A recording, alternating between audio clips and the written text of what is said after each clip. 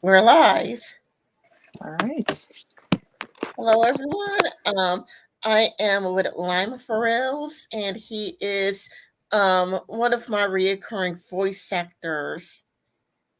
Yes. I was in most recently the Educate Yourself video. Yeah, you've been in the other videos too, voice acting. Like you were in the one. What was that one I published? Oh, the one with Clarence on.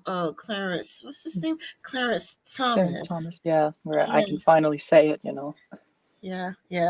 And yeah, I love you as a voice actor. You're really good, and it's very natural. Mm, yes. I always like doing that because I had a lot of kind of exposure to voice acting because I was watching cartoons all the time as a kid, so I kind of developed that as a well, that's the thing I like to consider myself good at. Yeah. So today we're talking about Zionism on the right, mainly because I find it unusual. And speaking of being unusual, do you remember Kratzen Tea? I do, yeah. Yeah, because I just remember that just today, like just this morning. Like I woke up this morning and I remembered Kratzen Tea because, in all honesty, I forgot all about Yeah, him. I forgot all about him. He's like, he's just somebody I don't think about. yeah. Maybe it's for the it's for the better because he's I remember I used to follow him on Twitter for part of the time. Like has to be like 2 years ago. I followed his Twitter. His YouTube channel. He's kind of I think he's moved over to like general history content, but on Twitter he's very political in his whole thing. I think in the Russia-Ukraine war he became one of those NAFO people or like the people who are very strong NATO supporters. Because been he's always been kind of pro Western foreign policy, kind of.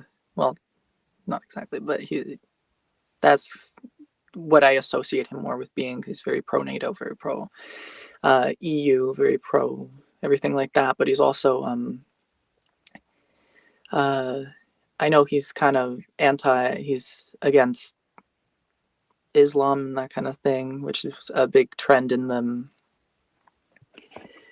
years ago in the movement that he was part of. Yeah, and the reason why I was thinking about Kratzen Tea is because it's kind of like, I don't know if you've watched some of my recent videos about how I think that it was like weird that some of the people in the anti-SJW sphere are like now are pro-Zionist, mainly because of their connection to people like Richard Spencer, J.F. Gary P., and people like that. And what I remembered was Kratzen T. He made a video about the Holocaust. Do you remember that? Like when Kratzen T made a video about the Holocaust and it got bombarded with downvotes, and he got, it's like, I do remember that what's his name again? Chef Holiday. You Jeff Holiday. know, Yeah. yeah, Carlton T. Jeff Holiday. What's the other one? Walsley. Yeah. Yeah, Walsley. They were part of a secret Discord server, and they wanted to make videos to debunk alt right talking points, and how they were Holocaust deniers. Yeah. And Krautson T, like he got bombarded with downvotes. People spammed him with insults. And it's like, it's kind of like all of his friends in the anti-SJW community, they threw him under the bus, they avoided him, they shunned him, and all he did was, you know, debunk Holocaust deniers. Like these sort of same sort of people. who drew Krautsinski under the bus and like refused to defend the Jewish people, refused to refuse to defend Jewish people at all whatsoever. They're now like pro Zionism. Yeah. And I can't help but to feel as though like it's because it's a left right issue at the moment. You know Yeah. what I'm saying? You know, like I think it's follow the crowd. It's a left rights issue at the moment. You know, because it's like, okay, how come when Krautsinski made his video debunking Holocaust deniers, with Jeff Holiday and Wasley, how come they got bombarded with down folks? How come their friends abandoned them? How come, they were chased out of the anti SJW sphere? How come they got viewed as woke? How come they got viewed as SJWs? You know, how come they lost all their friends? And you can't really blame them.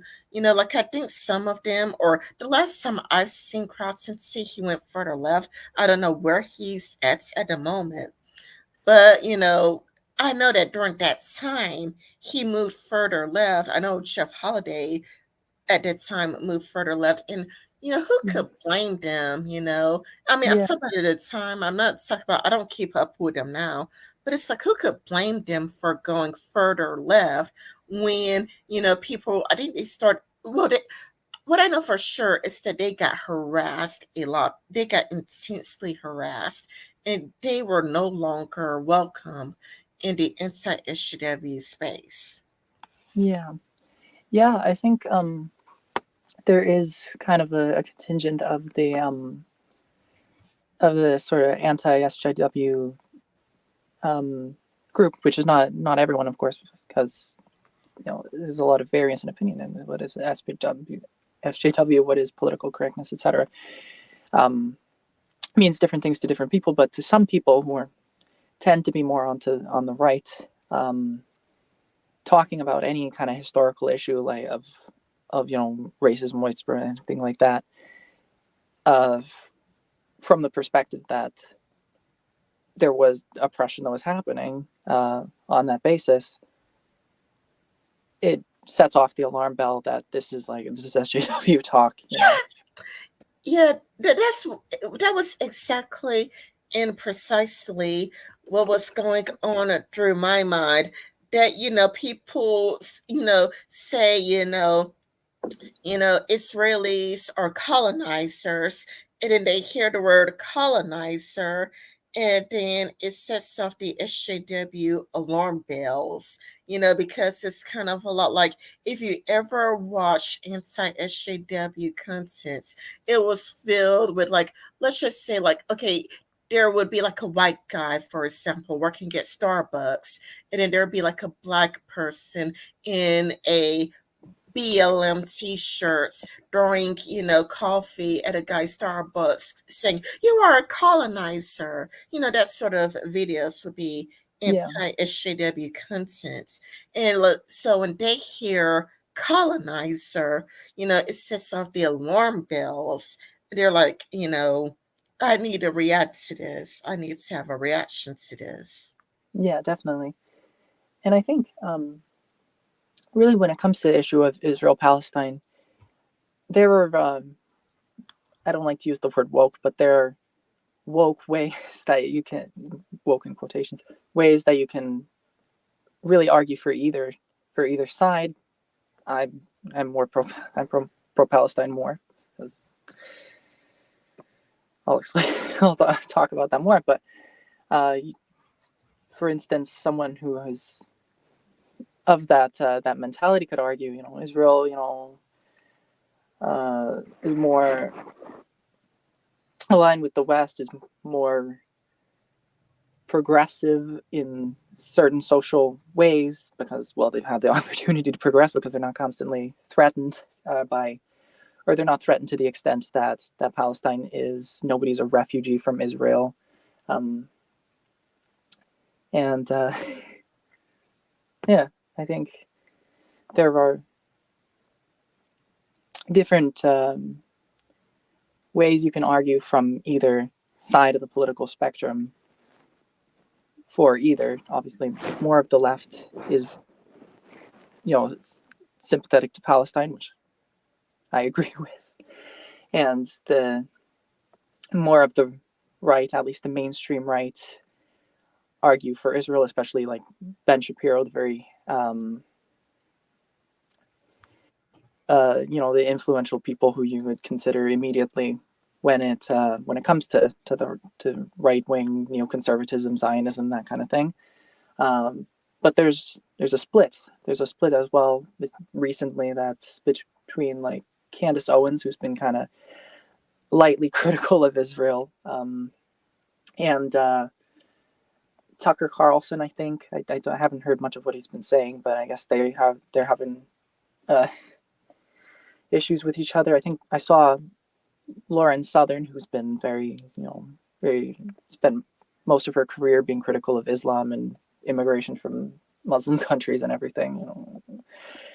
Now she has some light criticisms of Israel, and it's I think the right is very disunited on this issue, even though the loudest voices maybe are in more support of Israel. Yeah, and I feel like it's because of, again, trigger words. Like when I say trigger words, I feel like they heard the word colonialism, and then Yeah. they're like really really angry when really it's kind of like, okay, let's go back to what you were talking about, Tucker Carlson. He was recently in some sort of interview where he questioned Ben Shapiro's loyalty to the United States.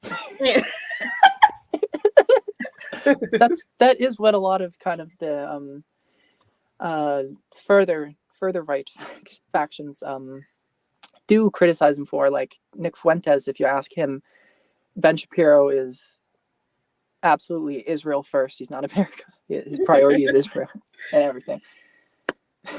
Yeah, but it's like, this is why it's so confusing, because it's like when it comes to the people at the anti-SJW sphere, it's kind of a lot like, it's like how Lauren Chan interviewed Richard Spencer, and I remember this one quote, like, "Richard, you're further left than I am." It's like, Lauren Chan, she interviewed Tara McCarthy, Andy Worski, who was a big figure, like he was one of the big figures in the anti-SJW community. He moved further right, I think he started off as a centrist, but he moved further right and started hanging out with JF Garipi. And, Yeah. I think they were co-hosts at one point. yeah, they were, yeah, JF was his co-host. Yeah. Yeah, so it's kind of like, it's so strange, and at least, Tucker Carlson, he's been consistent, because it's like, at least when he's like, he questions Ben Shapiro's loyalty to the United States, at least that was the exact same sort of arguments that you did hear in 2016, 2017, especially during the time when Andy Worski had JF as his co-host. Yeah. Yeah. I wonder how are they now? Oh, they split up a long time ago. I think it's because JF kept insulting Andy Worski all the time. He kept calling Andy Worski an idiot, and eventually it got under his skin. Yeah. Yeah. I think Andy Andy's not from what I've been exposed to of Andy, he's not as kind of like intellectually he's more loud. I watched the Hi, I Think I Real had kind of like a retrospective kind of Andy's career in this thing, and I watched that over like a day or so, like 2 years ago, and it kind of documented like from when he started. He was responding to like Cat Black, um, and the kill stream, and like all that, how that kind of took happened, and with the more extreme right kind of guests like Fuentes, like Baked Alaska, those people that he started more sort of associating with, Ethan Ralph, um, and he also had like a cocaine addiction or something, which I think I saw a tweet where he like, I guess he kicked his cocaine addiction, which is good for him, I guess, but good for him. But Yeah, he does do drugs. He might be cleaner now. He might be cleaner now. yeah, and there was a clip. I think he was like streaming like IRL streaming, and there's something with a gun. uh, like a clip of him yell. I guess he got in some kind of altercation, and then it was like aim, aim, aim, or something. Yeah, I think from what I heard, I think he got kicked out of the USA. I don't know for Yeah, sure, yeah, but like when he had a gun, he was in the USA waving a gun around, and because he was in the USA waving the gun around, I think he lost the ability to travel to the USA. yeah. Okay, yeah, yeah. He's Canadian. He's from my country. Yeah, he's Canadian, and so it's like you can't go to a foreign country and wave a gun around. Yeah, it looks bad. Yeah, it's kind of like it does kind of make sense. Like when Lawrence Southern gets banned from the UK and Australia, because like when you go to a foreign country, you're expected to be a tourist to look around and stick to your business. Yeah, Like mind your business. You know, eat the food and take pictures and go away. But Lawrence Southern, she actually walked up to British people and told British people that they weren't British because they had the wrong skin color. yeah, yeah. Didn't she pass out like leaflets saying like Allah is gay or something? I think she did it because it's kind of like you could insult Jesus Christ in America and possibly Canada and get away with it. And she was trying to illustrate the points like, how Yeah, come in America you could insult Christ and then, insult Christianity, even though that's the deeper parts of some people's lives, but you cannot criticize Islam. And I think she was trying to illustrate some points. yeah, yeah, yeah. That makes sense. Anyway, sorry. However, it would make more sense to do something like that within your own country rather than doing that, in a foreign country because, they just want you to be a tourist, Yeah, and leave, like, that's fair. because something like when you start doing stunts, the moment you start doing stunts, it could make people more anti-tourist. Yeah, yeah. That's true. Yeah, they come here. They try to provoke people, and they try to cause a stir. A Yeah, like lot of. Sorry. Like I have an apolitical example. Like there's a guy who doesn't even make political content, not as far as I know, but there was, and I don't want to say the wrong thing because YouTube is hypersensitive about this subject. So his name is like, what's his name? Like Logan Paul or Logan Paul Paul. Yeah, Logan.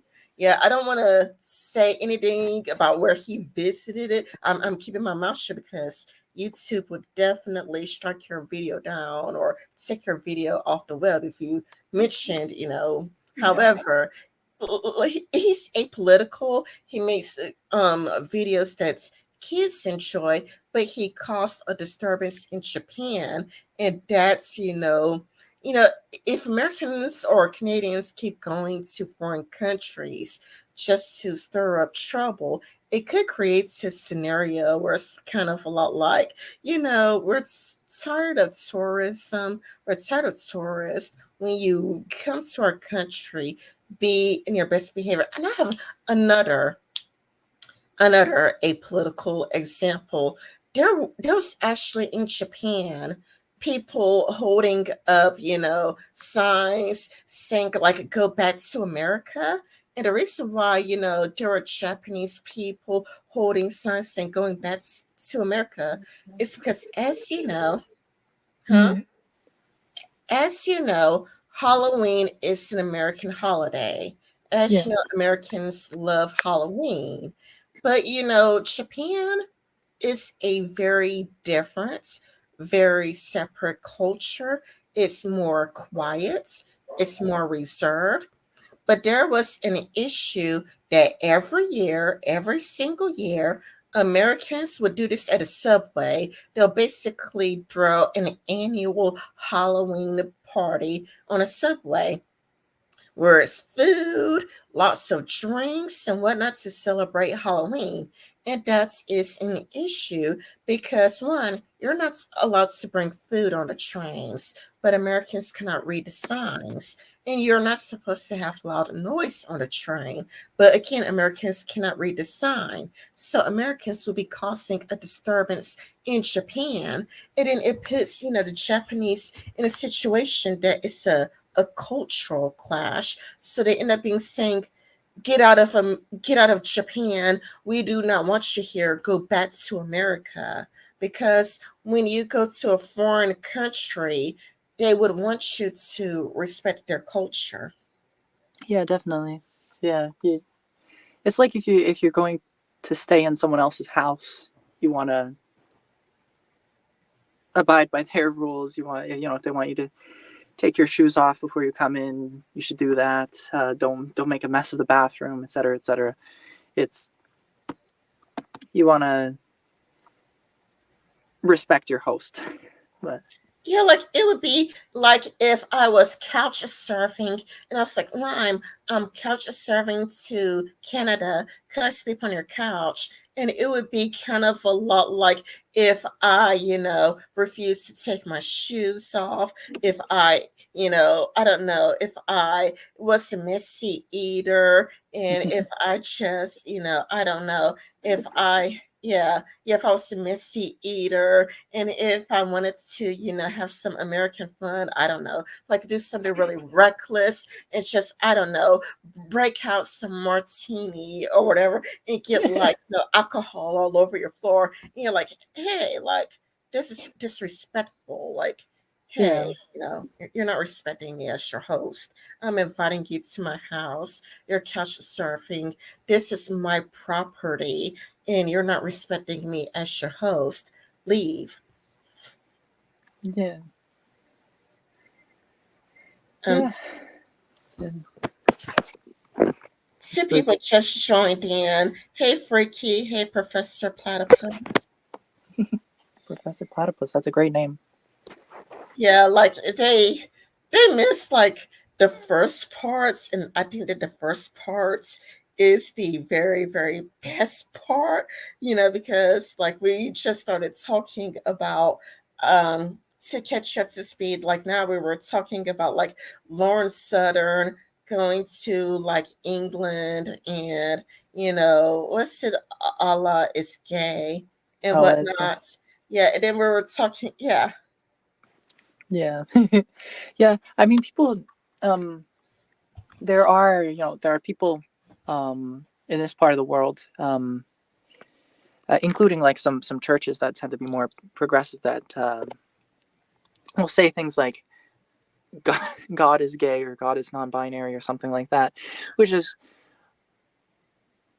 less than literally. It's kind of just trying to make gay people or non-binary people or whatever feel like they are reflections of God's image as well. Like not literally saying that God has those identities, but that non-binary people, gay people, whatever, have are God's children or whatever. Um, but Allah is gay. Uh, could be interpreted as a thing like that. Obviously, in Islam, that's much less of a popular sentiment. But yeah,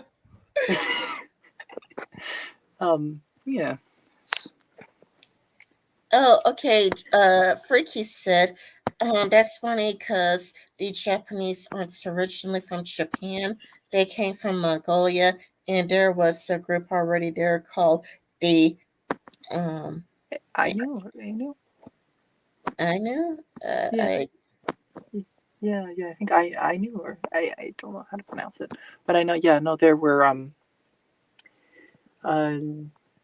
there were other people who were there, and I think that's like for Taiwan as well. There were other inhabitants like Austronesian people before the Han Chinese kind of arrived, and so the yeah Taiwanese culture is a mix of that, and then there were different people before in Japan as well, and then human history is a history of settlement of different people in different places. Uh, like if you're from different European countries, you're a mix of a bunch of different ancient people who settled in such and such a place. It's ditto for Africa, for the Middle East, or like North Africa, for example, like the like Moroccans, Algerians. Um, there were the Berbers, the Berber people. Before there were the Arabs who kind of brought their language and their kind of culture. So if you're and for Palestinians too, like I think there were the Phoenicians, or like the um, ancestors, the common ancestors, like the ancient Jews and Palestinians are the same are the same, which is not to say that the like Ashkenazi people are the same as that. Um, but they come from the same biblical people, and those before Islam, before the Arabization. I see a lot of Zionists. They would say things like Palestinians are really just like Arabians, people from Saudi Arabia who colonized the area, but really they're the same people. And DNA evidence, as much as I don't want to draw from that too much because it makes me sound a little bit yeah, but freaky. but there are people out there that are like Jews are originally. It becomes some brother blood in soil from the Yeah, Zionists, and even though Palestinians like. And this, I could verify this with Wikipedia because it literally pops right up if Google search it. That Palestinians could trace their DNA to that very region all the yeah, way back to the Bronze Age. yeah. And the thing is, even DNA, if you're going to say that DNA is the legitimizes that you are the rightful holder of this land, because at some point in time your ancestors were there, uh, and that gives you the right to kick a bunch of other people off their land, uh, especially when if we are going to say that all the Jews are um, from that region originally as well, which a lot of them are, but it's not. That doesn't mean that they have the right to kick off people who have this also have ancestry from it, or who are also ancestrally of that land. Yeah, yeah, I get what you're saying because it's kind of like if you're going to make some type of blood and soil arguments, Yeah, then the Palestinians, their DNA goes traces back to that very land, all the way to the Bronze Age, as in they never ever left that region. yeah, yeah. Oh, Obviously. but there are things that I didn't read by Professor Platypus. It's quite kind of long, so here I go. Mm. It's the most ridiculous alliterative screen name I could think of, referring to his name, Professor Platypus. But you could also go for Professor Platypus plays in the park. How's that for a tongue twister? Professor Platypus plays in the park. Mm-hmm. It's very alliterative. I like that. Um, let's see. I would imagine God transcends gender, and the use of him is more grammatically than descriptive. Yeah, like back when I did read up on Judaism, God was spelled G hyphen D Yeah. because God in Judaism was supposed to be gender neutral. Okay. That's interesting. Yeah. Let's see. I already read that. They still exist in the North to a limited extent. I think he was talking about the Ainu. Yeah. Um, yeah, at the Bronze Age collapse, the namesake of Palestinians, the can you pronounce that? What's the word? Oh, It looks like Pulisic. I'll go into the YouTube. It's in the comment section. Like on the chat section. At the Bronze Age collapse, the namesake Palestinians, the Palestinians, displaced the Canaanites. Yeah, the Canaanites. Yeah. Yeah, but how do you pronounce that? Whatever word. Yeah, Peleshet. Peleshet. Here's the word. I've never seen that one before. Displaced the Canaanites. Yeah. And then Freaky says, "What I'm saying is that people are hypocrites. They go on and on saying, 'Oh, you people invaded this place. You people killed these people,' but they say nothing about the people and places they invaded.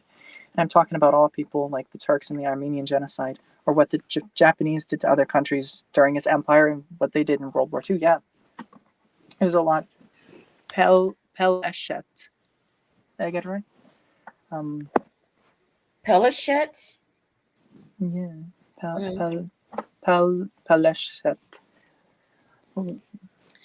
To me, I think that the blood and the soil argument to me is the weakest argument that I ever heard because it just reminds me too much, whether they mean to or not.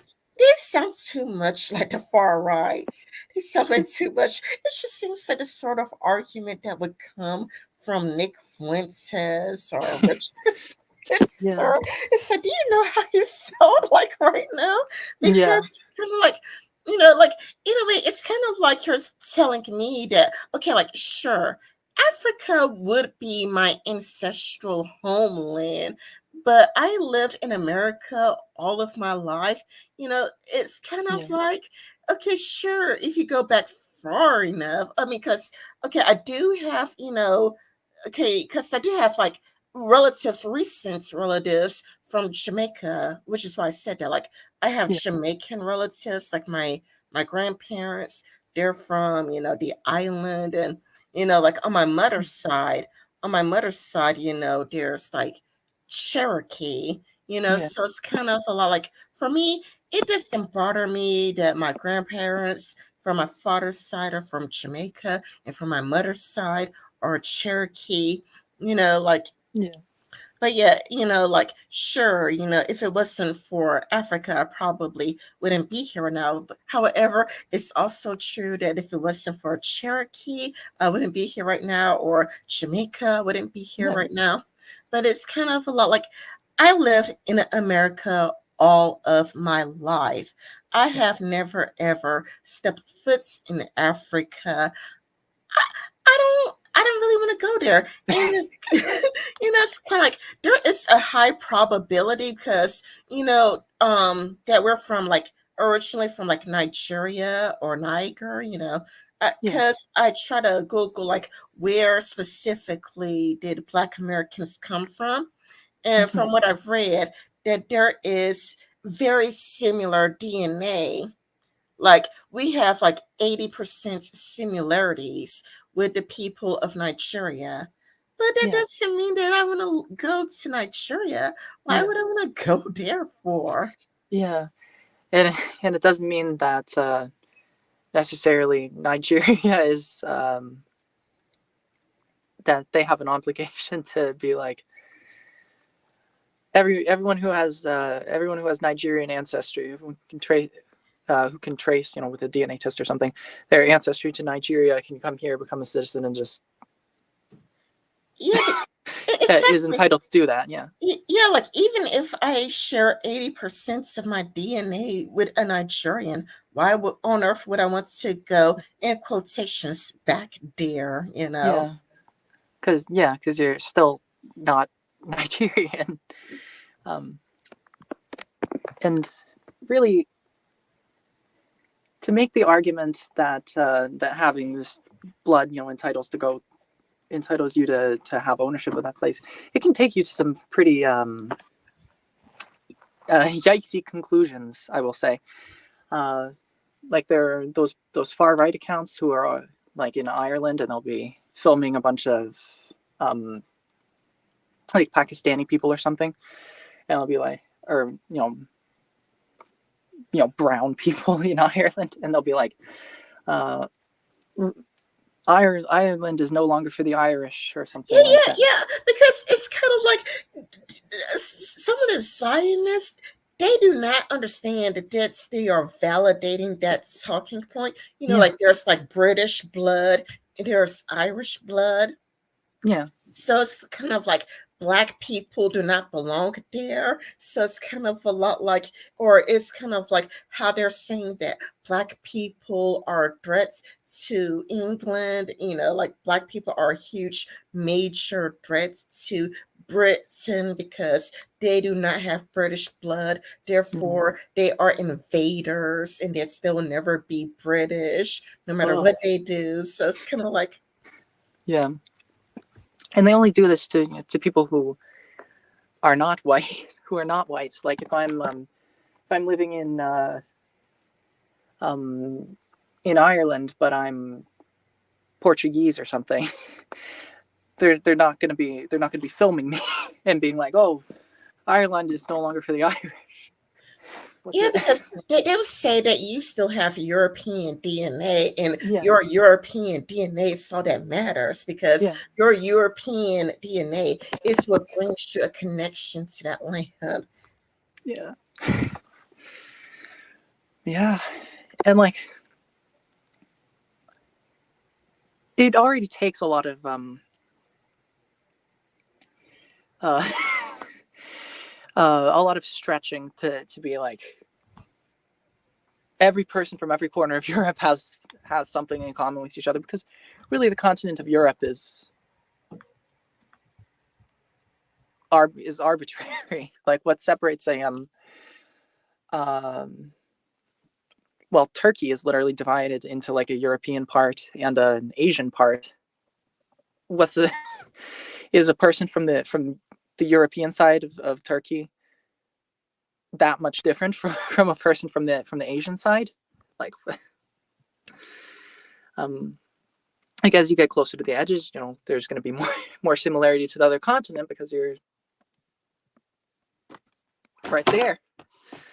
And the further south you go in Europe, the more there's going to be a connection with Northern Africa and Western Asia.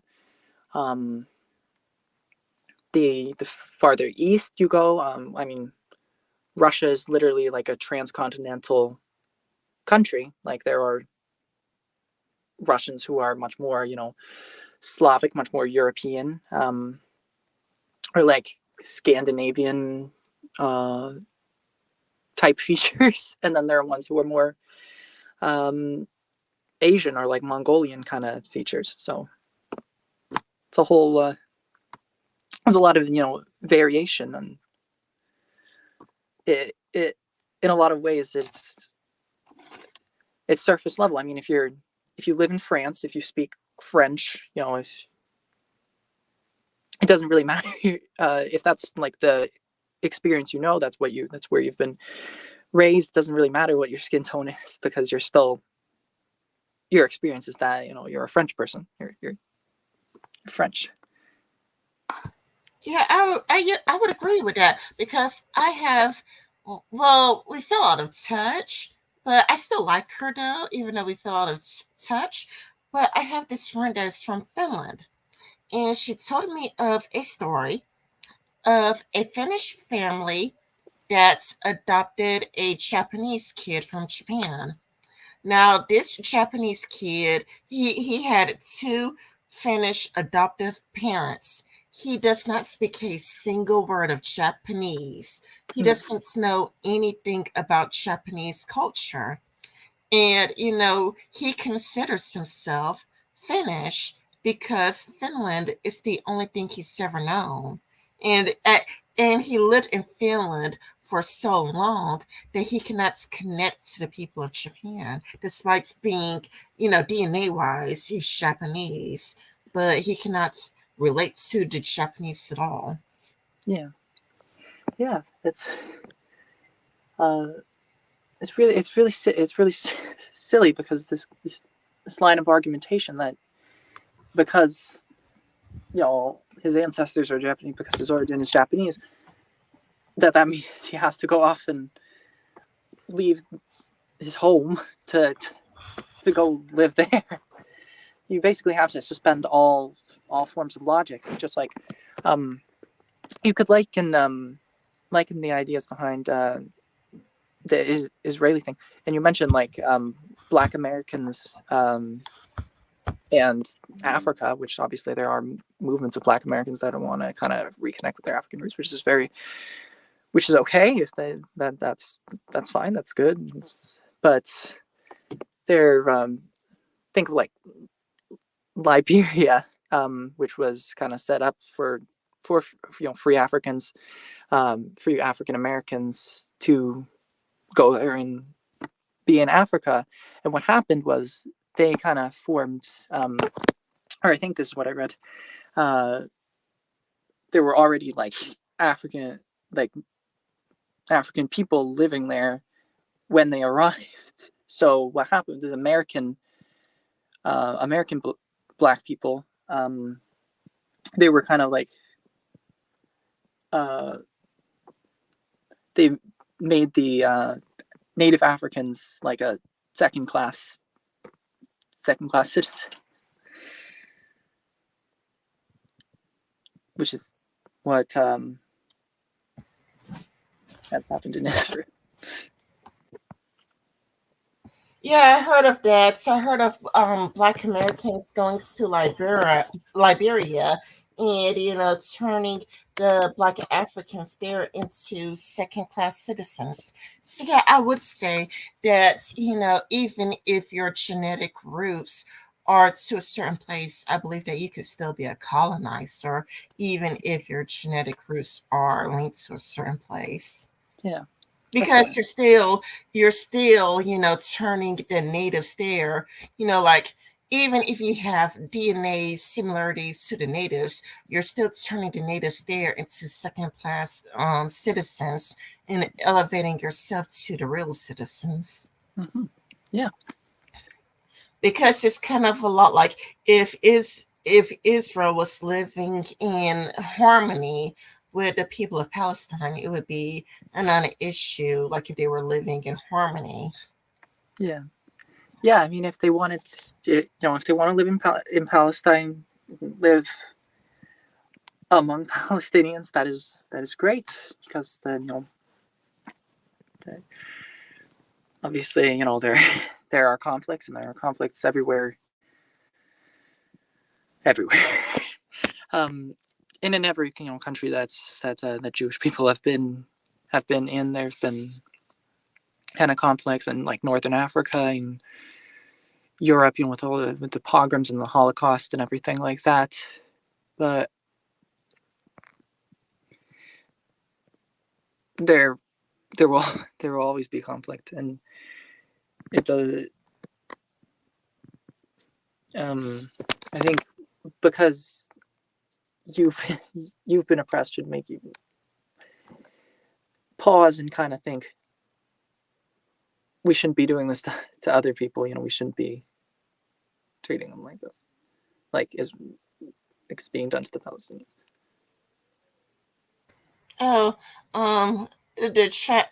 There's many chats that I didn't read, so I'm gonna just start binge reading all of the chats, before we get too far behind. Freaky says, what I'm saying is that there is no group or race or religion that is sort of has it done bad in this world. Agreed. Palestinians were one of the sea peoples that invaded Egypt. They were fought off and settled into Canaan. Okay.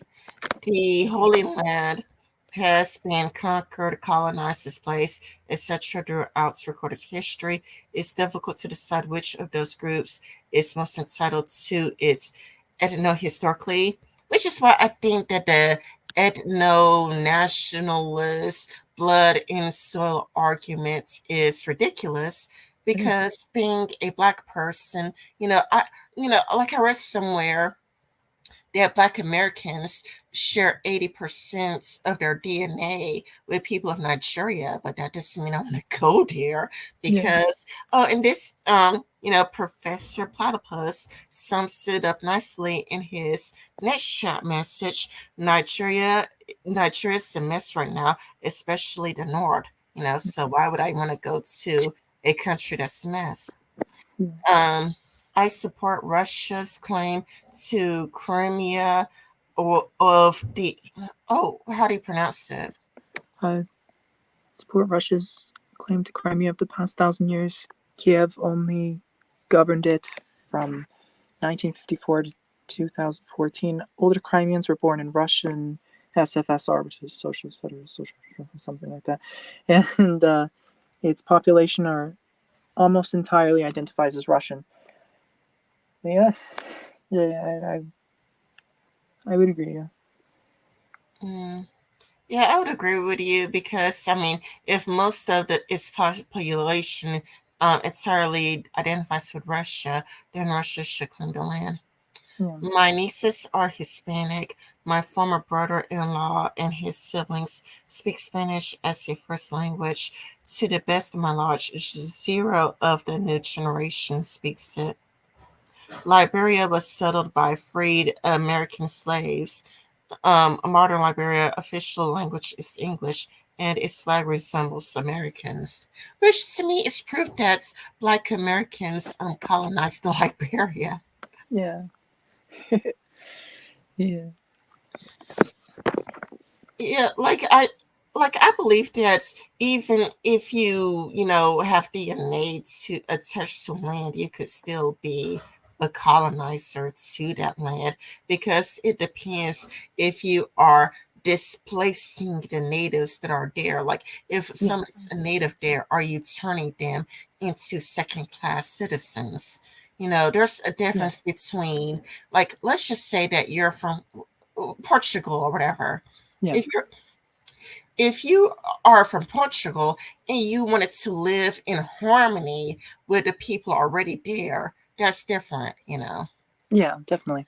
Yeah. Or like I think a lot of people compare like the Romani in Europe and like everywhere that the Romani have been uh and they had their um blood many like 1,000 years ago comes from northern India, I think. um they've been everywhere since that. If they were, since they have this blood connection, that are community with this common origin there, if they were to go, to go back, if a group of Romani were to go to India and kind of carve out this land and be like, okay, this is just for us, nobody else can, you know, they, I don't think they would be legitimate in doing so because heck, there are already people living there, and like if they want to go there and live among the people who are there, then that's fine. That's their choice. I think pretty much anyone should be able to live anywhere. But it doesn't entitle you to act in kind of a supremacist way towards anyone. For instance, like there's no academic historical argument that you can make that will justify ethnic cleansing.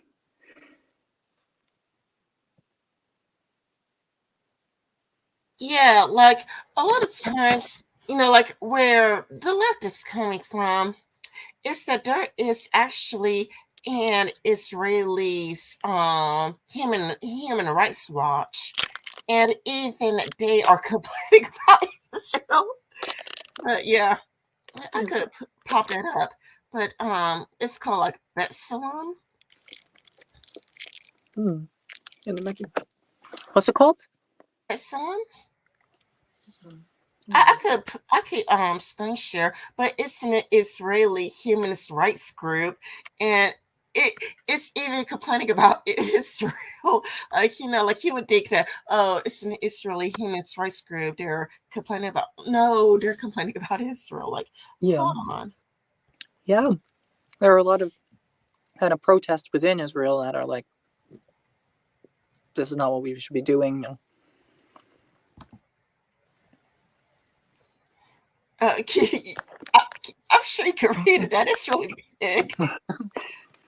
A regime of Jewish supremacy from the Jordan River to the Mediterranean Sea. This is apartheid. A regime of Jewish supremacy from the yeah B'Tselem. Yeah, and it's like if you look at the very top corner, the top left, it would say the Israeli Information Center for Human Rights in the Occupied Territory. Hmm. Yes, so basically the people who founded the group are Israeli Jews. Hmm. Are you okay? Yeah, I'm just reading. Because I hear like a lot of shuffling noises in the background. Sorry. Yeah. More than 14 million people, roughly half of them Jews and the other half Palestinians, live between the Jordan River and the Mediterranean Sea under a single rule. The common perception in public political, legal, and media discourse is that two separate regimes operate side by side in this area, separated by the Green Line. One regime inside the borders of the sovereign state of Israel is a permanent democracy with a population of about 9 million, all Israeli citizens. The other regime in the territories Israel took over in 1967, whose final status is supposed to be determined in future negotiations, is a temporary military occupation imposed on some 5 million Palestinian subjects. Mm-hmm. uh, it's really long. I mean, Yeah. it's actually really long. But I mean, how about so we just get to some of the key parts, like divide, separates, rule. Um, Yeah. Implements laws, practice, and state violence designed to cement the supremacy of the group Jews over another Palestinians. Well, that's the thing, when people say the legitimacy of the Jewish state or something, I don't. My argument would be is there is none. I don't think an ethnicity is the is should be the basis of a state. Because I think, for example, take any country like Germany, um, Poland, anything. I think it's not. It doesn't mean that it has to be a state for uh, people who have the very specific ancestors of like Polish people, like Slavs and such and such and such. Because really, those ideas are the very reason that Jews were seen as outsiders in those countries, because they don't have the same origin, they don't have the same religion, they don't have the same exact everything. So it seems with Israel, what we're seeing is the same ideas, but being placed by people had who were victims of those ideas. hmm. Fricky says the thing is, even if gypsies do go back to India, there is lots of differences from the Roma to the Indians. There are loads of Roma with different skin colors, from white to black to brown to Asian. Not to mention there are cultural differences between the Roma and the Indians. Sure, and the Indians have DNA, but it's like Japan. even if you're fully Japanese but lived in America your whole life, you'd get rejected because you're also not culturally Japanese. Yeah, yeah, I've heard of that. I have heard of that. Like if you lived in a, if you okay, like let's say your DNA is Japanese, but you lived in America all your life. I did hear that Japan would reject you because you're not culturally Japanese. Yeah, yeah, yeah. That makes sense because the culture of America, as we were discussing earlier, when you were talking about the Americans and in the subway with their loud and the food and everything, there's a lot of difference between American culture and Japanese culture.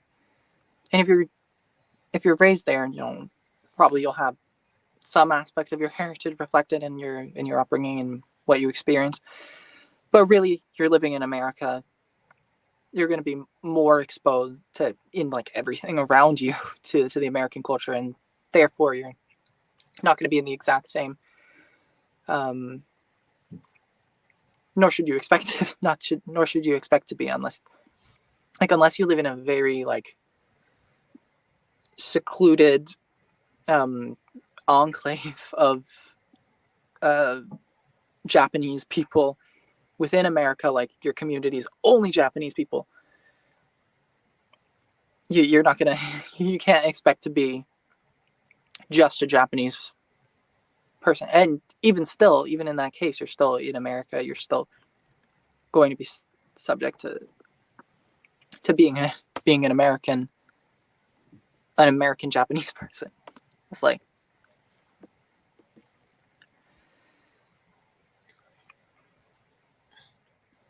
Yeah, and from what I hear, Japan does not allow dual citizenship. You would have to pick and choose between being in a, like at a young age. Before you reach the age of 18, you had to pick and choose between whether you're an American citizen or a Japanese citizen because you cannot have dual citizenship. yeah, yeah. Some countries are like that.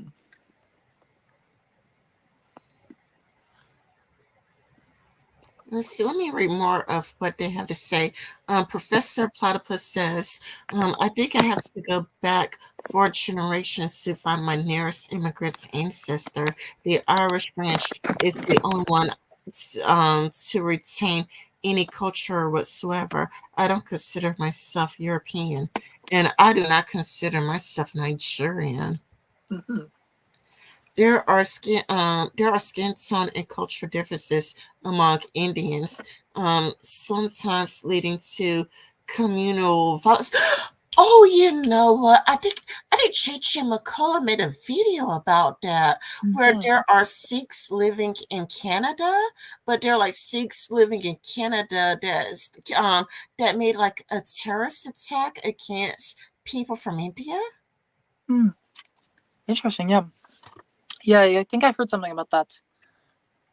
But yeah, I know in India it's very. I mean, there's a caste system and everything. But also like a lot of like colorism in general is very common in like that famous people will get skin bleaching and everything so they can be lighter, and that happens in Latin America too. And for example, in like the Dominican Republic, because of the conflict with Haiti and everything, and also just uh, passed down attitudes of kind of European standards are what is to be aspired to. Um, they don't they don't really a lot of people don't want to be to associate kind of with their blackness, and that's kind of the stereotype of like Dominicans be like, I'm not black, I'm Dominican, even if they are like clearly of Africa, clearly black people. Did they say that I'm not black, I'm Dominican? Yeah, that's kind of a stereotype about Dominican people. Um, that they say things like that, and that they will, if you have more kind of black hair, black um, hair texture and everything, uh, that's to be frowned upon. That you should have that all straightened, and then that some people will just not, they won't go out into the sun and something like that for um,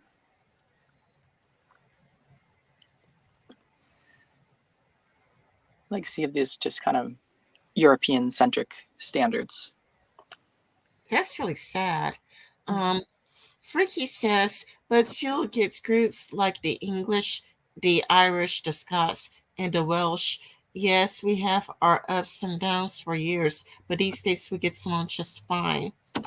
But didn't Scotland try to create its own country? Like didn't they try to like separate from the UK or something like that? Yeah, I know there are movements for Scottish independence. I don't know how popular they are within Scotland, but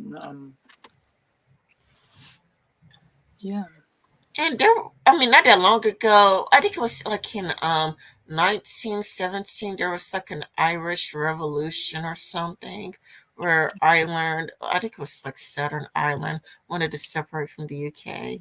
yeah, they did that. That's why Ireland is kind of partitioned between the Northern Ireland, which is under the UK, and then there's the Republic of Ireland, which is the part that is independent. Um, I see a lot of the Northern Irish are they, they not all of them, of course. I they're like Catholic Irish there too, but they're Northern Irish by and large have been um, descend from the Ulster Scots, who are like Scottish people who were relocated to Ireland, and then the Anglo Irish, who were like basically English English descended people who settled in Ireland, and they were the ruling class. They were the holders of power for a long time during the British colonial period, which lasted until some point in the 20th century or some point in the late 19th century, something like that. And there's still, up until very recently, there's been violence between the like the IRA, for example, the Irish Republican Army, kind of radical sects of that, and the army of Northern Ireland Oh, I under didn't the hear British. about that. Yeah, When did this happen? it's been going on since it's been going on for a long time. It's like the kind of resistance against the British colonial thing, and then they basically want to unite Ireland under the Republic. Hmm. Yeah. Oh, I didn't hear of that. Yeah. Okay, Freaky says, in fact, many Irish and Scottish and Welsh and English and Roma and in the British Isles gets along because we are so similar culturally. Yeah, you have your nutters, but those are a few. Professor Platypus says the Irish and English have a rich history of not to get to go long into the 90s. I think we covered that a little bit, well, just a little bit. Um, Professor Platypus, these days we get along fine. Um, is she? Is Freaky replying to Professor Platypus? Yeah. No, Professor Platypus saying it. Professor Platypus says India plotted to assassinate a Sikh separatist leader. Oh yeah, I've heard about that because of J.J. McCullough. He covered that. Oh, Okay. and I would recommend J.J. McCullough. He covered, basically, I think he was I think he was implying that the Sikhs in Canada are trying to drag Canada into a war with the Indians in India. Well, the Indians in India. Yeah. Yeah. That's been a thing. I think Yeah, Trudeau has been kind of talking about stuff like that, and I think Biden supporting Trudeau in the event that something does happen like that. But I think India announced some kind of like moratorium on accepting Canadian passports or something. It was something like that. I Um, heard of that. I've heard of that. India doesn't want any more Canadian passports or something like that, and they don't really want Indians going to Canadian universities because of all the Sikhs attached. And he talked about how the Sikhs blew up an airplane at one point in time and oh whatnot. crap! Yeah, It was wild. It was like a really wild story. Like I had to watch it that is. video because that video was so wild. My God. Yeah, but yeah, that it would be a big thing.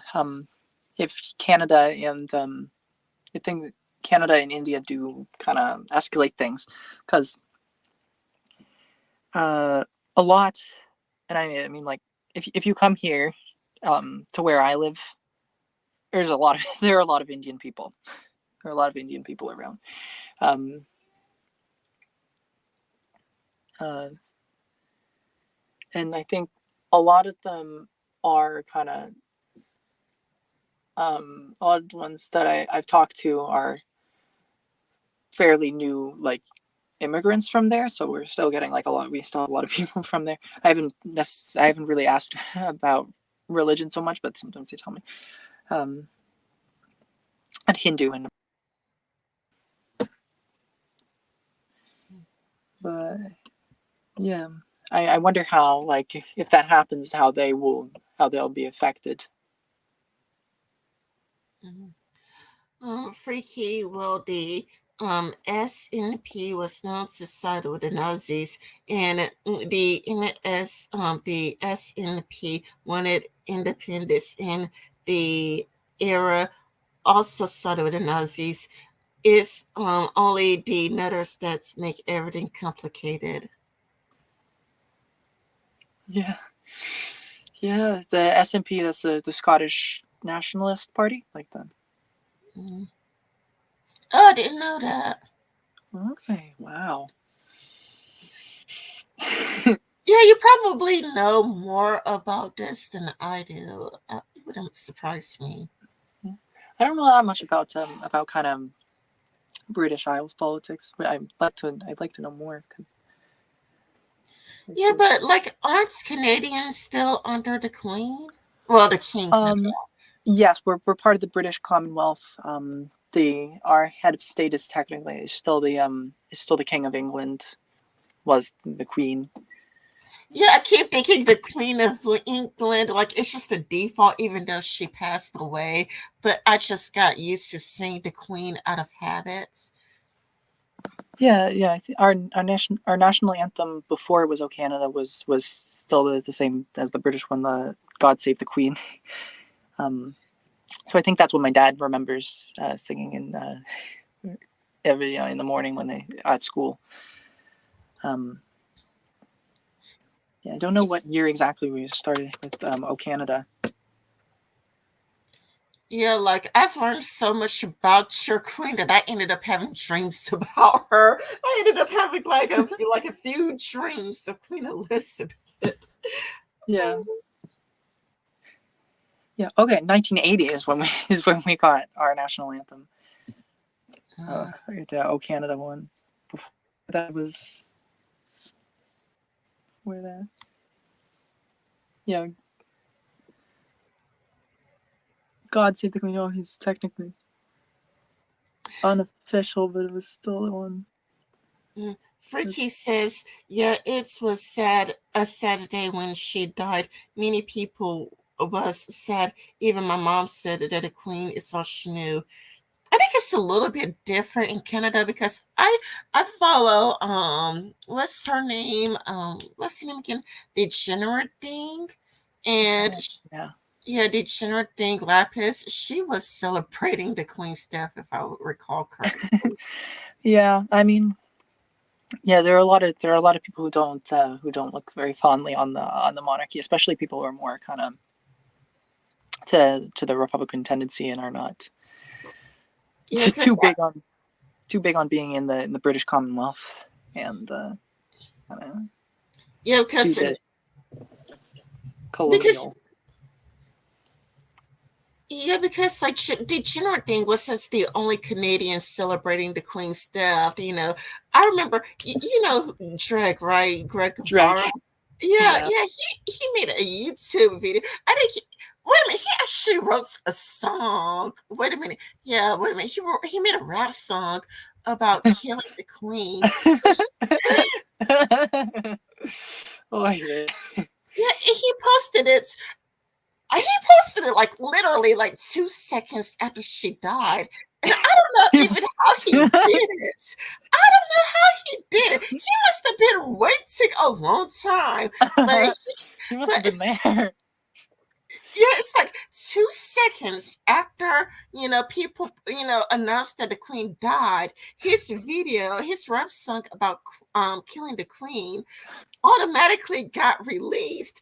And I don't know how he did it, if he had a bot stealing it, like if it was some bots, or Yeah. if he was just, happened to be on his phone at the right time, or if, like it's a theory that he had like a certain alarm. Yeah. He Yeah. had that he had a special alarm set up so that it would notify him of news stories of Queen Elizabeth's death. Like Yeah. I think it would either be that, or I think he probably just did some computer programming and like added some codes to, like, I don't know, release, the video, if certain criteria were met. I don't know. Yeah. Yeah. It's kind of morbid to think about if he only has like all the notifications on for like the queen dying. But I think she had some kind of health problems before she did die. So maybe in like the anticipation of because like Yeah, um but it was still, amazing how he released a rap song and said, "I killed the queen," 2 seconds after the queen died. I'm like, wait a minute, should I Google it? Should I put it on a search engine? Wait a minute, let me put it on a search engine. Let me search it.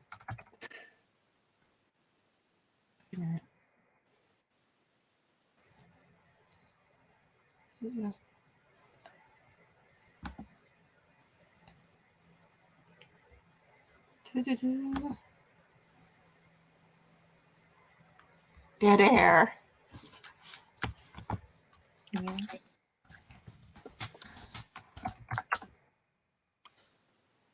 Oh yeah, okay. He made the video 1 year ago. Should we play it? Wait a minute. Let me just move. Share this tab instead. Wait a minute. Okay, wait a minute. I killed the queen.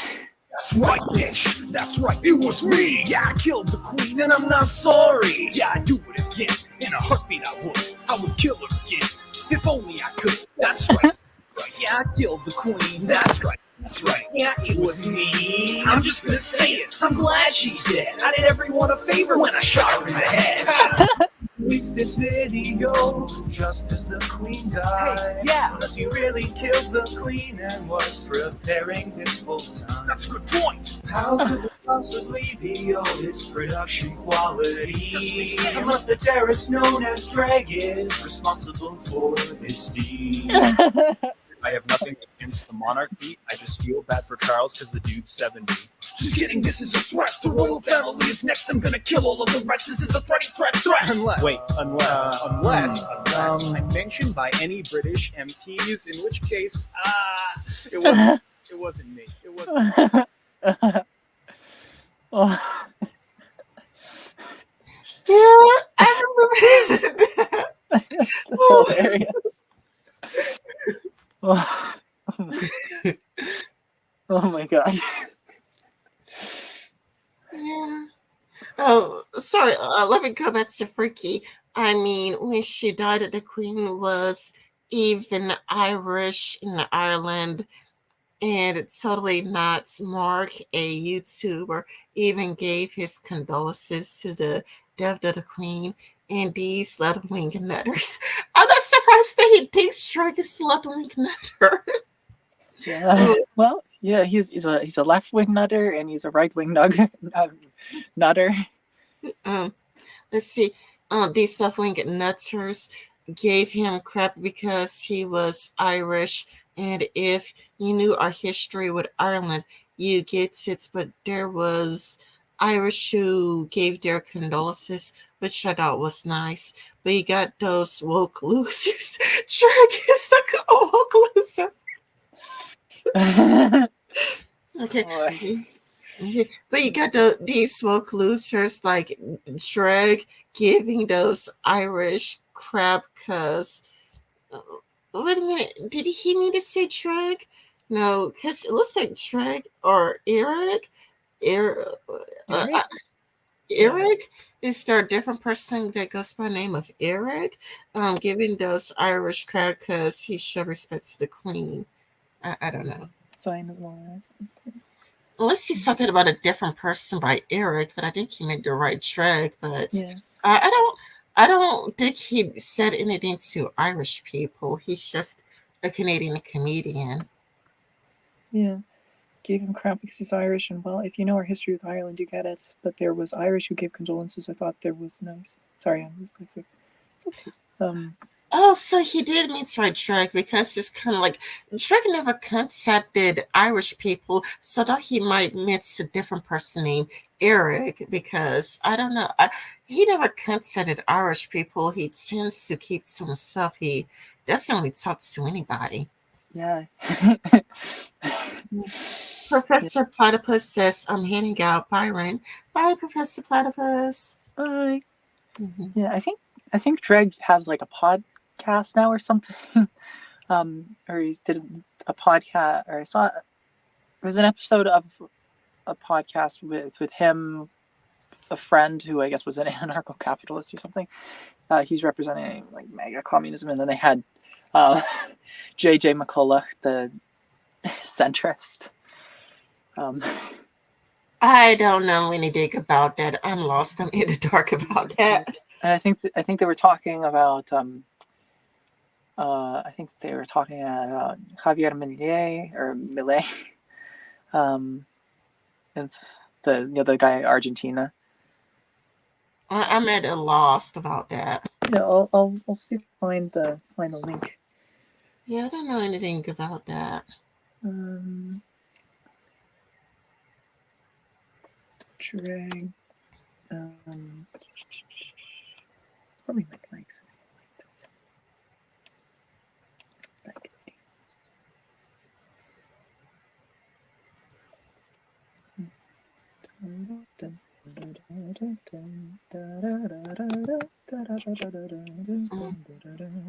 Freaky says the point is that there are people who wants to put the troubles behind us, but you're going to have the nutters who won't let it rest because they have been brought up to hate people.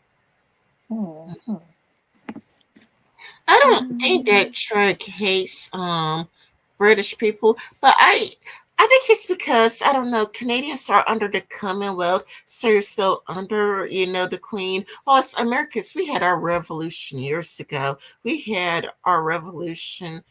Man, I'm bad at history. I want to say at 1776 or 77.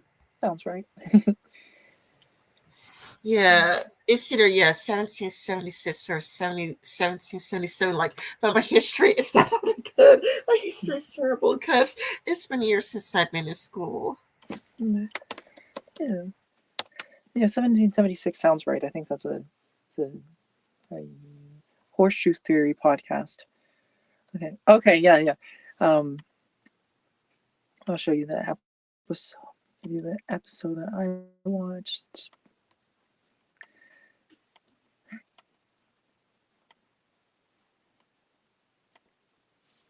I'll put it in the chat? Freaky says I'm talking about people in general. I'm glad that StreamYard actually notified me that I was talking while muted. Yeah. So, Freaky, you are from Britain? Or Freaky is from the UK? I think he's from Britain. Okay.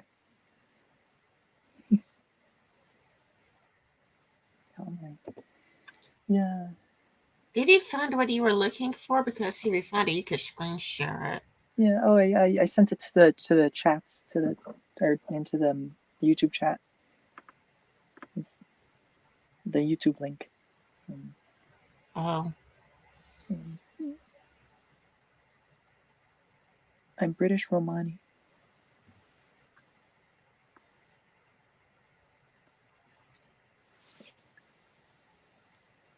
British Romani is in my name. Yeah. British Romani. You see my my messenger? I never saw it. Oh, I'll send it on Twitter.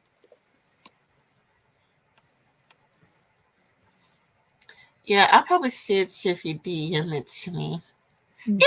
If Twitter would allow you to DM it to me, because I tried to DM you this like Discord link. I mean this live stream, but you didn't get it, so I had to send it to you through Discord.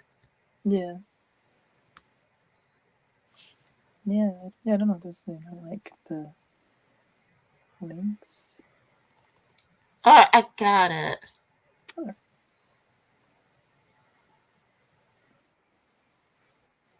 I'm not gonna play though, but okay, so the name of it is Horseshoe Dairy. Yeah, that's his podcast. I did not know he had a podcast, to be honest with you. I think it's new. I think they started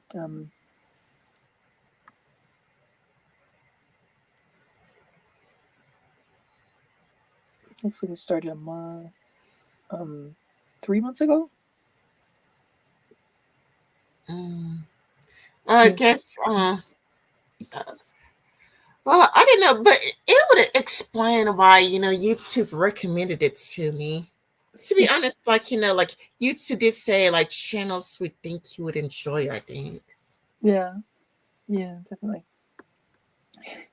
JJ McCullough, I like how whenever Dreg does these videos with him, it's always kind of taking the piss out of him, kind of making fun of Old him because man. he's centrist and everything. He mostly calls JJ an old man. Yeah.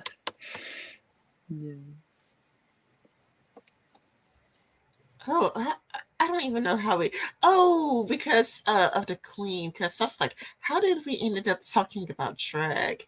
Because it's kind of like, it's kind of like I just suddenly remembered the original topic, but I completely what we were talking about. And then it's like, wait a minute, how did we talk about drag? How did we get from talking about, Israel and Palestine, and then ended up talking about Shrek, which is nowhere near related. Remember we made the wall video. The Spanish wall video. ¿Por qué queremos el muro si ninguno de nosotros vive en Ottawa? Yeah, I remember when we made a Spanish wall video. Gran muro. Gran mura. Oh. Good content. Yeah, yeah. I think Dreg has talked about the Israel thing. I think he talked about he had one of the videos where he was kind of talking about the political spectrum and how they're approaching it differently on every end, like with an overlap with the Russia-Ukraine conflict as well. Whereas people on the mainstream right are pro-Israel, and then people on the farther right are more are back around to being against Israel, and then on the left, more critical of Israel and pro-Ukraine, except on the far left where they're pro-Russia and everything. I don't know how long it's going to last, though, because Tucker Carlson, and I think you said Candace Owens. Yeah, Candace Owens. Yeah, she. I think she has. I don't know if she's left the Daily Wire or if she was kind of threatening to leave the Daily Wire. Over like Ben Shapiro. I think she was mad that Ben Shapiro was kind of publicly going against her when he's her boss, I think, or I think there's a different guy who's the boss of the Daily Wire, but he's still like one of the top, figures there. She's one of the personalities. They have a bunch of kind of people within their network. But yeah, trying to think. I can find one of the tweets about it. Yeah, and like Tucker Carlson, he was like, we already talked about this earlier, but he says that, Ben Shapiro loves, it's more loyal to Israel than he is to the United States. Yeah.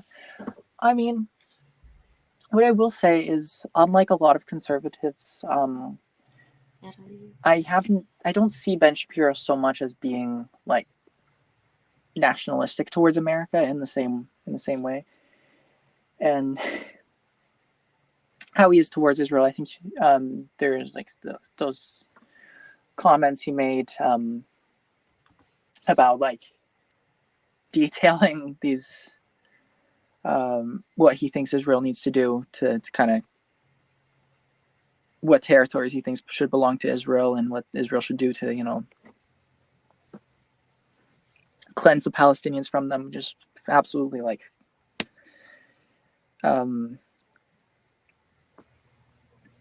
he's basically of the same mentality as, Benjamin Netanyahu and everything like that. He's very hardline Zionist. And what that comes around to is like,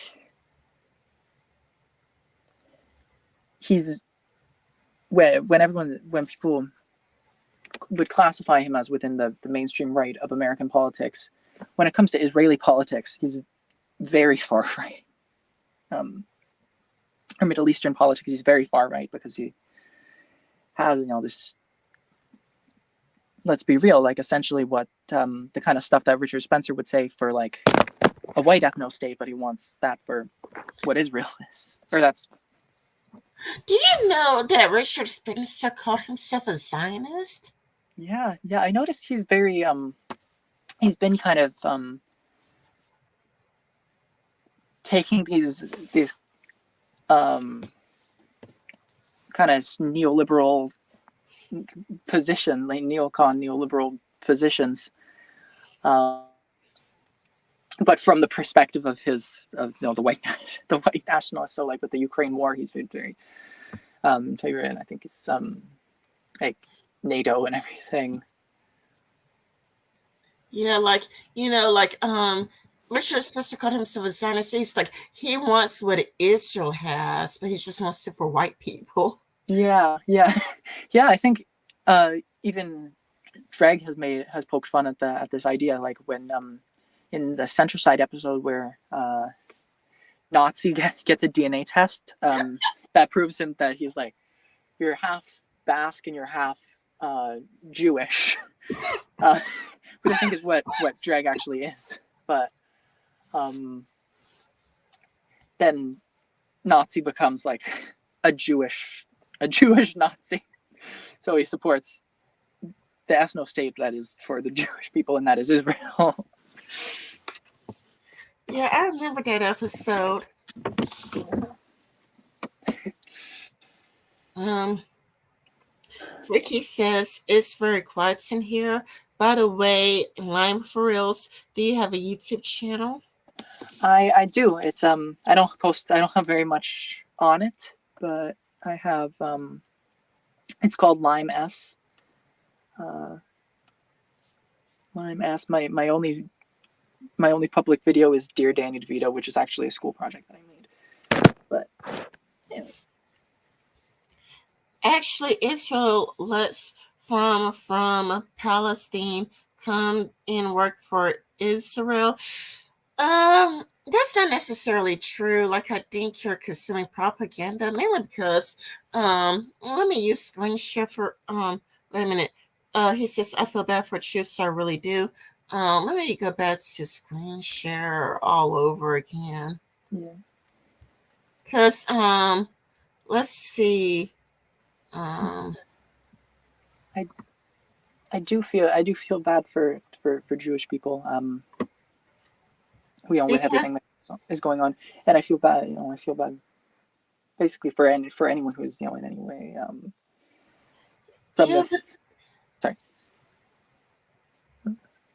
look, I'm here. No, here I'm back at Bessalem, and Bessalem is an Israeli information center for human rights in the occupied territories. It is basically created by Israeli Jews, and they say that Palestinians are treated like second class citizens. It says Jewish citizens live as though the entire area were a single space, excluding the Gaza Strip. The Green Line means next to nothing for them, whether they live west of it within Israel's sovereign territory or east of it in settlements now formally annexed to Israel, is relevant to their rights or status.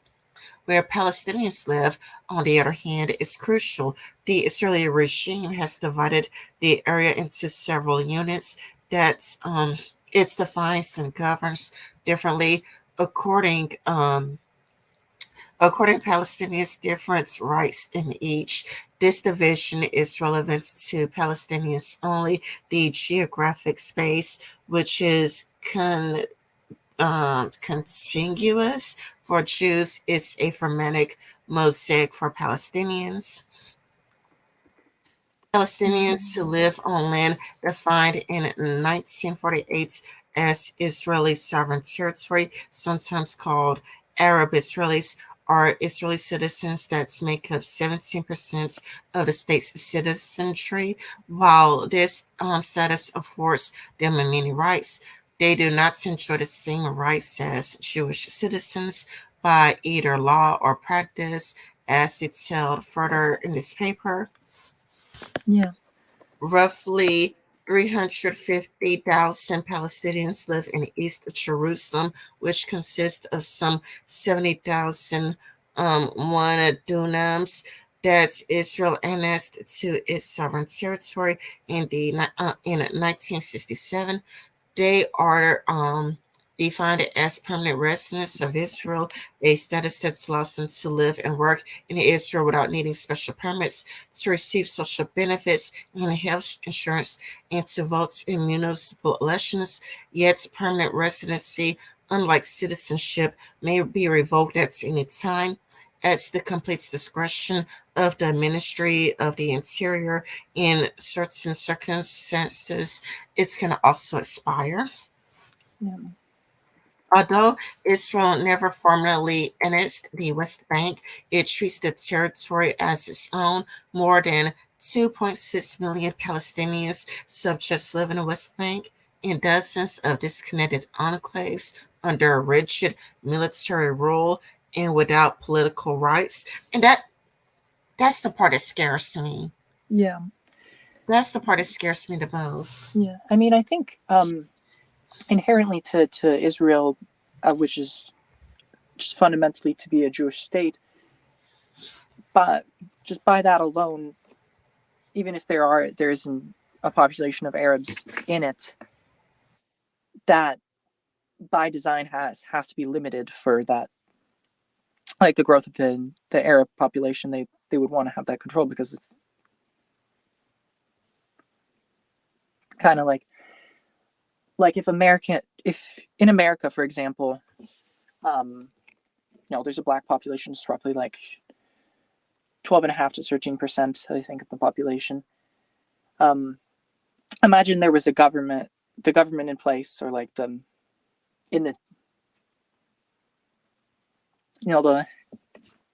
fundamentally to America, that the black population can't exceed this amount, because we're a white nation or something like that. That's essentially what it would mean.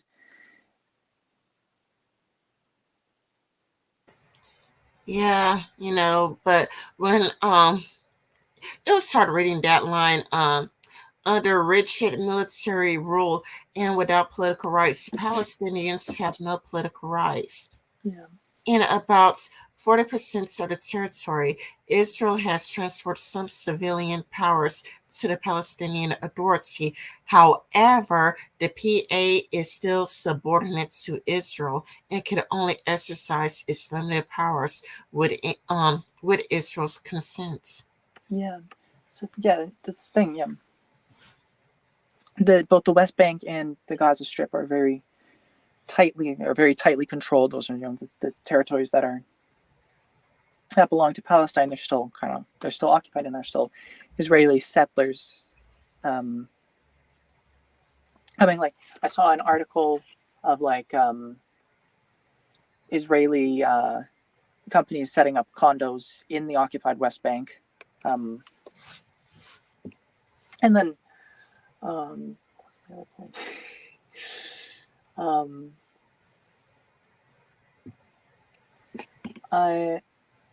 On a lot of the time, I see people say, when they argue for Israel is more, is egalitarian towards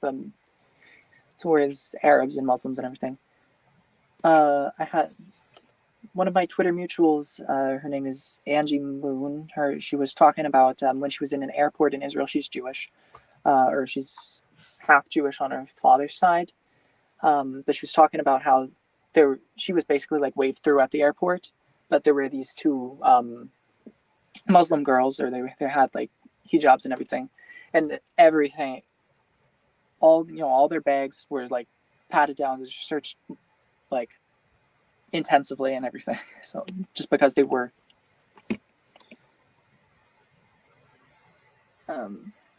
because they were Muslim, invisibly Muslim. Yeah, Palestinians are treated terribly. I just read online that said that they have no rights. And then I just read civilian powers to the Palestinian Authority. Israel has transferred some of civilian powers to the Palestinian Authority. However, the Palestinian Authority is still subordinate to Israel and can only exercise its limited powers with Israel's consent. Yeah, and that's the thing. I think a lot of the agreements to date that have been rejected between in negotiations with Israel and the government of who represents the state of Palestine, which is the PLO government. A lot of those have provisions that Palestine can't have its own military, can't have anything like that. Basically, very favorable to Israel, and very still Palestine doesn't have the same right. Most countries have a military. It's exceptional if a country doesn't have a military, like Costa Rica doesn't have a military or something. And I don't think that's should be the expectation, just because obviously they're trying to contain them very tightly within this still. the standards that favor them.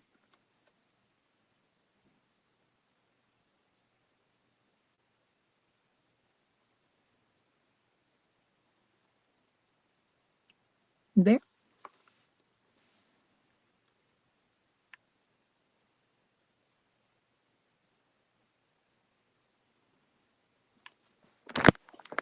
Are you there? Oh, I was on mute. My bad. I was talking on mute. Oh, sorry. Okay. The Gaza Strip is home to about 2 million Palestinians, also denied political rights. In 2005, Israel withdrew its forces from the Gaza Strip, dismantled the settlements it's built there, and abdicated any responsibility for the fates of the Palestinian population. After Hamas takeover in 2007, Israel imposed a blockade on the Gaza Strip that is still in place. Throughout all of these years, Israel has continued to control nearly every aspect of life in the Gaza. Um, Israel has continued to control nearly every aspect of life in Gaza from outside. Yeah. Yeah. It's an it's an apartheid system. They have the. Yeah, Israel, of course, Palestinians a different package of rights in every one of these units, all of which are inferior compared to the rights afforded to Jewish citizens. The goal of Jewish supremacy is advanced differently in every unit, and the resulting forms of injustice differ.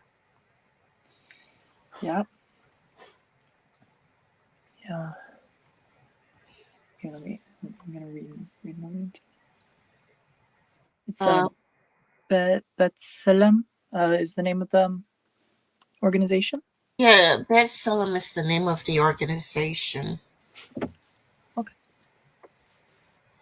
Yeah, and the name of it is like, it seems to be this is apartheid. Yeah. Yeah, I think even like people from South Africa, even people who had something to do with apartheid, have called, like, because the most famous example of apartheid was the one for which it was named, was in South Africa, and even they are like, this is in Israel is an example of apartheid.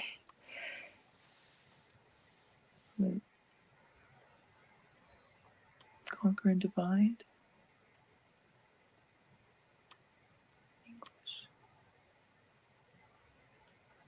Yeah, like even South Africa, I think they are suing Israel. Are they or no? I think South Africa is taking Israel to court for apartheid. Okay. Yeah. Yeah, like the International Criminal Courts, I think. Hmm.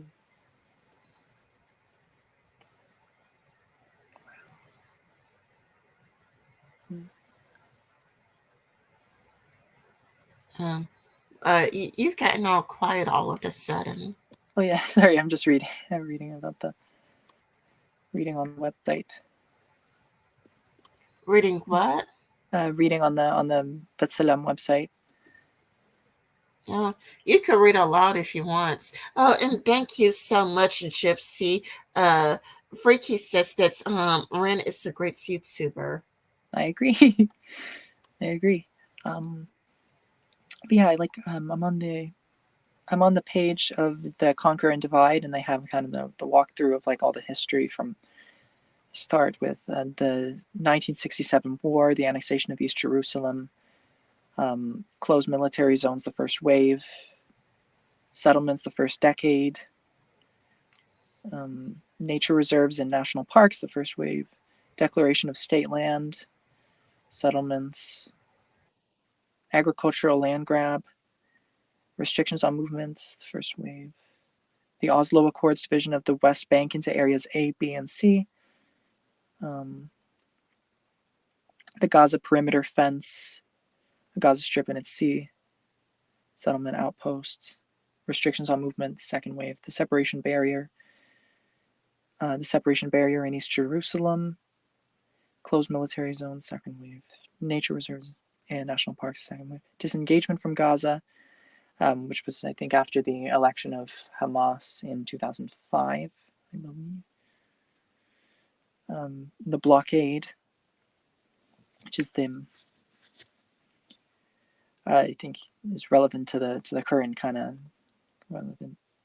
issues. In the summer of 2007, after Hamas took over power in Gaza Strip, Israel uses control of the crossings to impose a blockade on Gaza, thereby made of the almost 2 million people who live there prisoners within the Gaza Strip, brought about Gaza's economic collapse and made its population dependent on international aid. Which is why I think I see there are tweets from like certain right-wing accounts that are like, oh, the Palestinians in Gaza are the most coddled group by international organizations, but it's because they're being neglected and denied like their any decent standard of living. Under its blockade policy, Israel prohibits Lime, can you like screen share so we can follow along with you? Oh yeah. I don't know how to do that. How do you screen share? You go to let's see. You go to present. Yeah, you click present, and then you click share screen. Okay. Conquer and divide. That's the way we could all follow along with you. Yeah.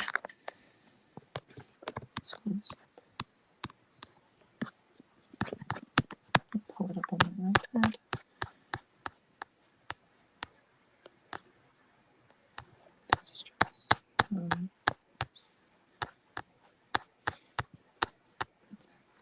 Blockade.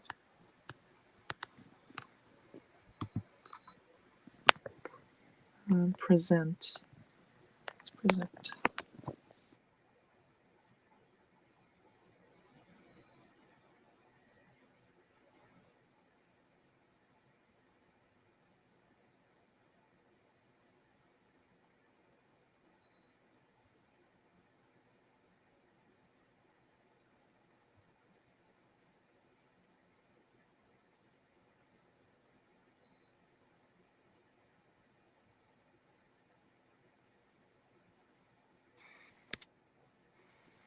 I don't see the option. Oh, stage.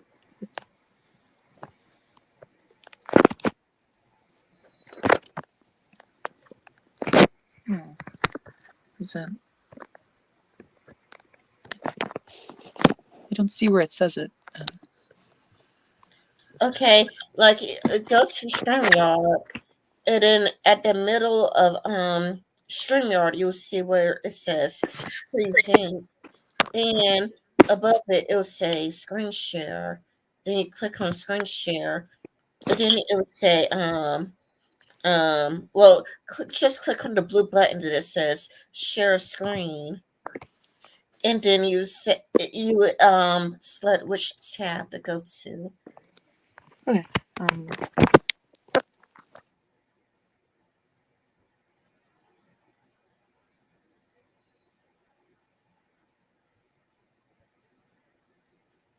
Oh, it looks like Lime for Reals is disconnected. Let's give him time to reconnect. Oh, I think he's back. Hold on. There you are.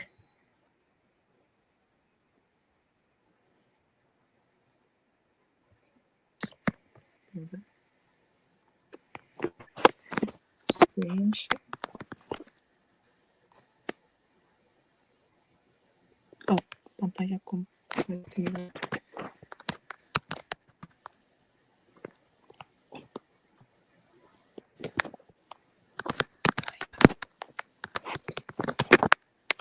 Here.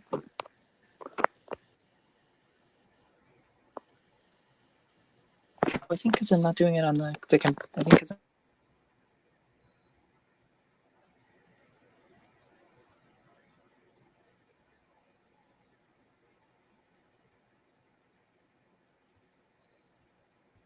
Are you there? Are you there? Are you there?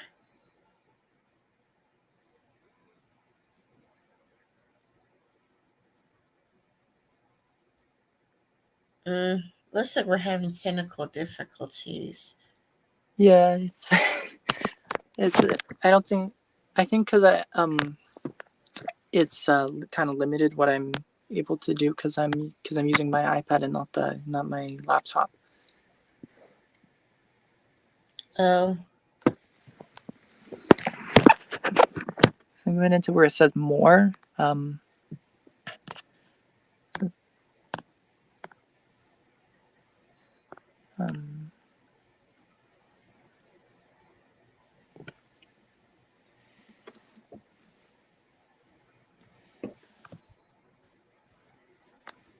Here, could you?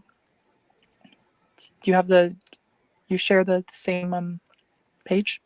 Like it's on the Betselem website, and it's the part where it's like a timeline where it says conquer and divide. okay. Go to Conquer and Divide. Yeah.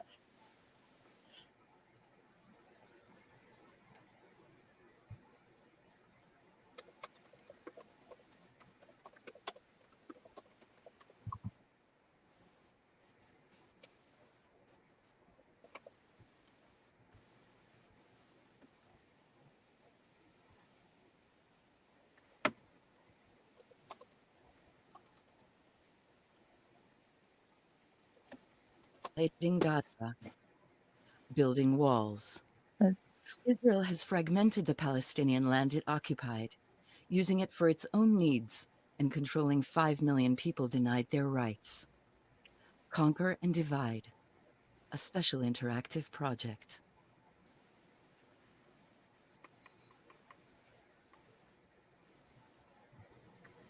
Oh, that's what you were reading earlier. Yeah. Well, you already read that part, so Yeah. I just came through. I was on the part where it says the blockade, which is 2007. Oh, It's pretty long. Yes, it's natural because it's ongoing.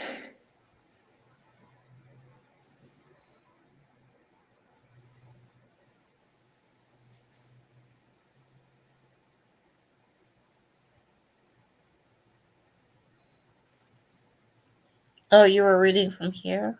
It's a couple ones down.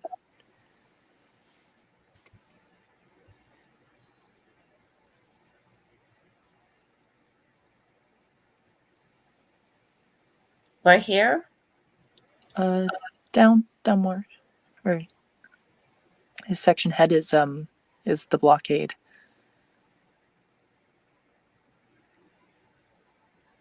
Oh, yeah, it looks like the Palestinian territories are divided up into these little units. Yeah. Yeah, that is what it's happened. Yeah, it's on 2007 presence, the blockade, which is basically when they put in place the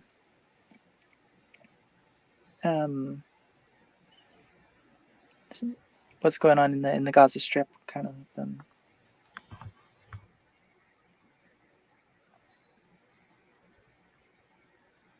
Hmm.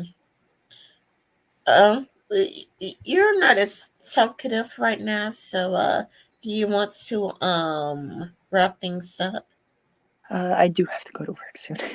But Okay, so we'll just wrap things up here because it's like you were talkative earlier, and then I noticed that you started having these computer problems. It started glitching, and so I think it's a good place. And knowing that, but you seem to really want to uh, focusing on yeah, Sorry.